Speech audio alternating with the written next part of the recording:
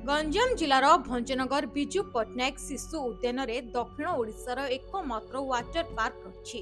तेणु एठारे ग्रीष्म प्रकोपरू किछि समय आश्वस्ति पाइबा पई प्रतिदिन बहु लोकंक भीड़ लागि रही। विशेषकर रविवार और छुट्टी दिन मानकरे जिला तथा जिला बाहरु बहु संख्यक पर्यटक निज परिवार संपर्कीय और सांगसाथीक सह एठारे आसी विभिन्न जल क्रीडार मजा उठाई हेले एठारे प्रत्येक दिन केवल 500 लोकंक निमंते प्रवेश पाई अनुमति थिबा बेले दिनकु दिन लोकंक संख्या ढेर वृद्धि पाइबारे लागिछि।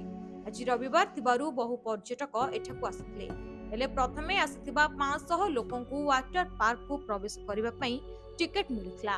हेले प्राय 200 रु ऊर्ध्व लोक टिकेट पाइबारु वंचित होइथिले। फଳରେ ସେମାନେ ଟିକେଟ କାଉଣ୍ଟର ନିକଟରେ ପାଟିତୁଣ୍ଡ କରିବା ସହ ହାତାହାତି ପରିସ୍ଥିତି ସୃଷ୍ଟି ହୋଇଥିଲା। ଫଳରେ ପାର୍କ ଦାୟିତ୍ୱରେ ଥିବା କର୍ମଚାରୀମାନେ ପୋଲିସକୁ ଖବର ଦେଇଥିଲେ। ପୋଲିସ ଆସି ସ୍ଥିତି ନିୟନ୍ତ୍ରଣ କରିବା ସହ ଗଣ୍ଡଗୋଳ କରୁଥିବା କିଛି ଲୋକଙ୍କୁ ଥାନାରେ ଅଟକ ରଖିଥିବା ଜଣାପଡ଼ିଛି। ହେଲେ ପାର୍କରେ କୌଣସି ସୁରକ୍ଷା ବ୍ୟବସ୍ଥା ନଥିବାରୁ ଅଧିକାଂଶ ସମୟରେ ଏଭଳି ଘଟଣା ସାମ୍ନାକୁ ଆସୁଥିବା ଜଣାପଡ଼ିଛି। ଭଞ୍ଜନଗରରୁ ଜେକେ ପଟ୍ଟନାୟକଙ୍କ ରିପୋର୍ଟ, ବ୍ୟୁରୋ ନ୍ୟୁଜ୍।